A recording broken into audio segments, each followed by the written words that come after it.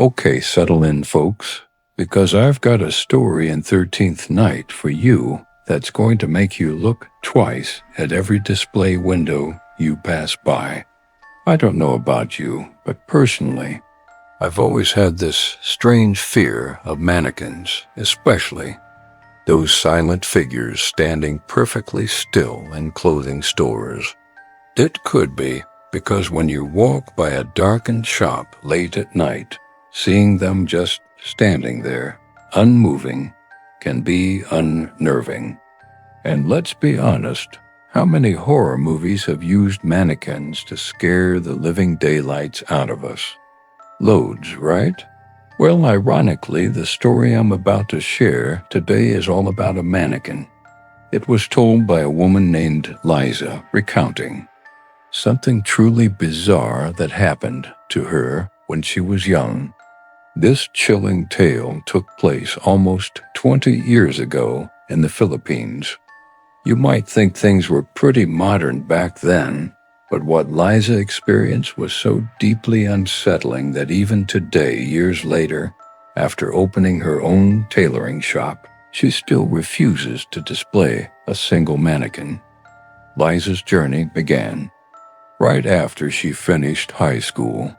Her family was struggling financially, and she just didn't feel like she could keep up with her studies. Her father, understanding the circumstances, told her it was perfectly fine for a girl to have less schooling as long as she could earn a decent living. So Liza decided to learn tailoring. It was a pretty standard trade back then, and if you were good, you could even get recommended for work abroad. Plus, with careful saving, a comfortable life was definitely within reach. She found a tailor shop that specialized in Western-style clothing. Liza asked me not to reveal its name or exact location, as it's still operating today. Now, when the owner first met Liza, she wasn't exactly thrilled. Most of her customers were business folks, and Liza, who was a bit dark-skinned and seemed a bit clunky to the owner, didn't fit the image.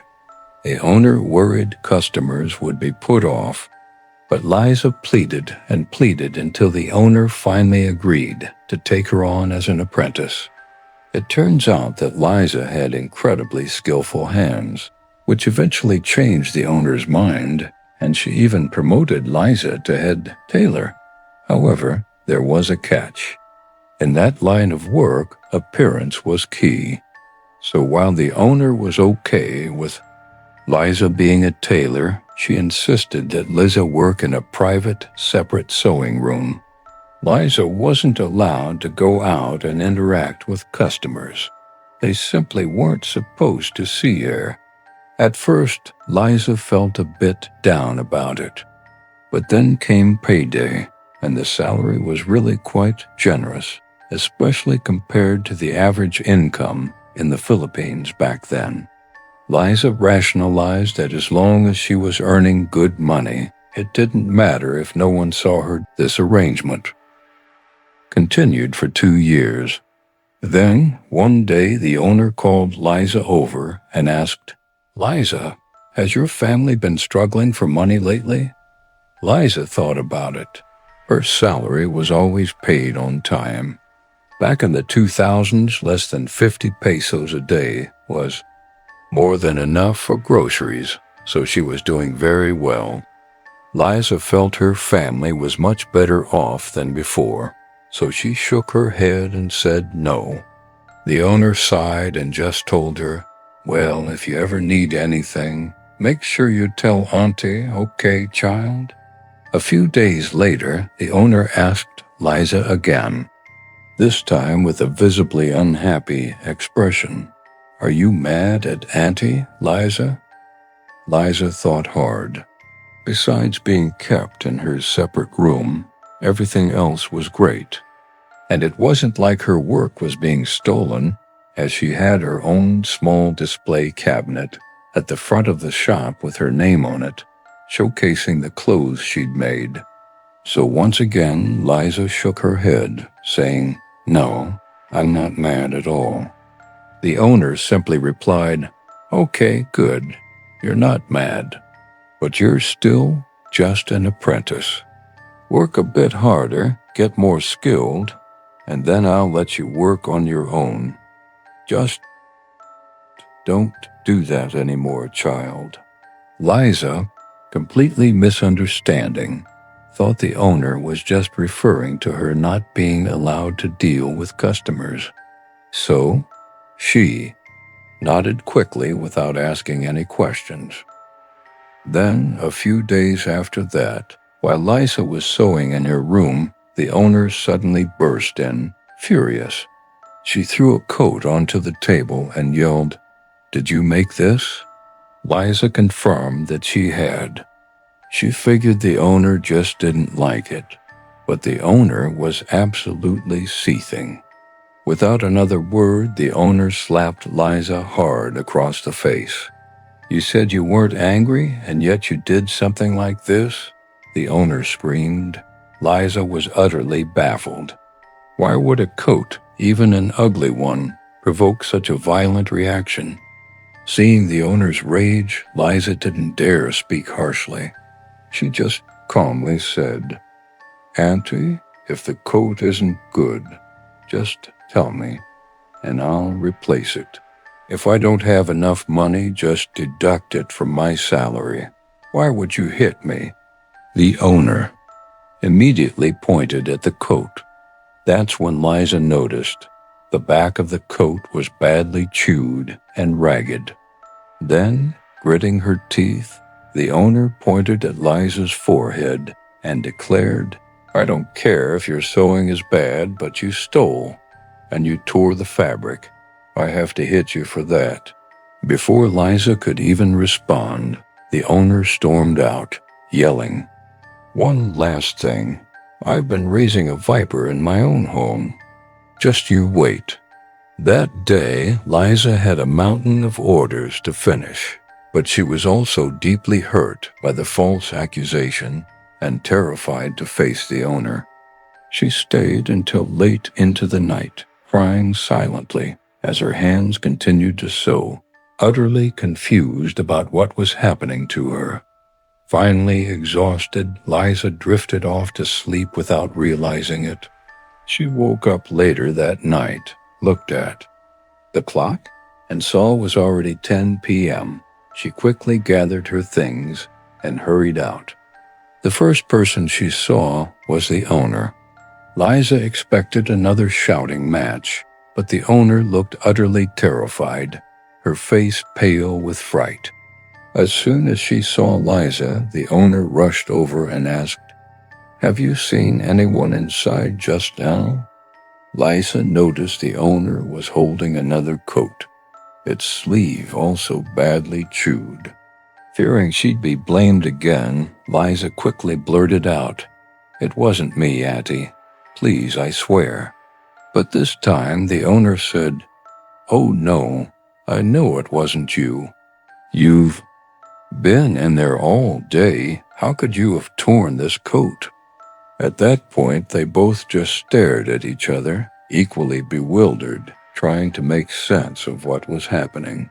Just then, the entire neighborhood was plunged into darkness as the power went out. Liza, feeling a surge of fear, instinctively huddled closer to the owner. But in the faint, flickering light, Liza saw that the owner was trembling even more than she was, and the owner's eyes were fixed, staring at something ahead of them. Curiosity overcoming her fear, Liza followed the owner's gaze. What she saw made her blood run cold, making her just as terrified as the owner, because right there near the display cabinet, the mannequin was moving. It moved.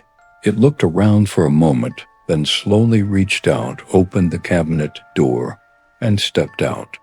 It walked deliberately toward the fabric area, then opened its mouth wide and began to chew, making loud crunching sounds. After a bit, it noticed some clothes hanging nearby. It reached out, grabbed a coat, and put it on. Then it stood in front of the mirror admiring itself for a moment. But it didn't seem satisfied because suddenly it ripped the coat to shreds. At that point, the owner couldn't take it anymore. She let out a blood-curdling scream. That scream made the mannequin notice them. It turned, ran towards them, and its rigid, unmoving face stretched into an incredibly grotesque smile. But then, as if by some miracle or twist of fate, the power suddenly flickered back on.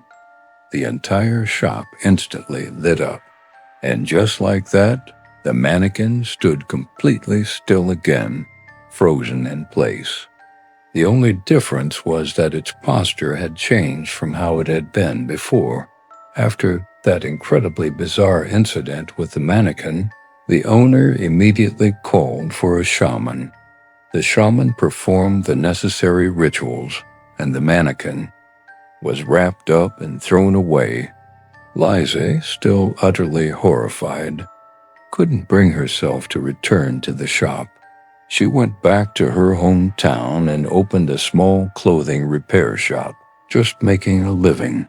Years later, when her financial situation had improved, Liza decided to visit her old neighborhood. There, she ran into her former employer. The owner told Liza that even after being thrown away, the mannequin still managed to find its way back to the shop's door several times. Every single morning, it would be standing right there outside. People knew about the strange occurrences and were too scared to go near it. Finally, someone told the owner that the mannequin seemed to be possessed by something or someone. They advised her to sew some clothes and leave them outside the door for her to choose from. If it found something it liked, it would stop causing trouble. The owner told Liza that it took her months to sew an outfit that the mannequin finally approved of. But the very next day, the mannequin was back. This time, the owner saw that its stomach was ripped wide open, and inside it was stuffed full of fabric, all the clothes and material it had chewed and torn before. From that day on, the mannequin stopped its strange behavior. It became a regular mannequin, a go, of course. It was completely unusable with its stomach split open. And that, my friends, is one of the true ghost stories from Asia, shared on Uncle Three's channel. They say these stories aren't meant to be terrifying, but rather to haunt you. See you on the 14th night.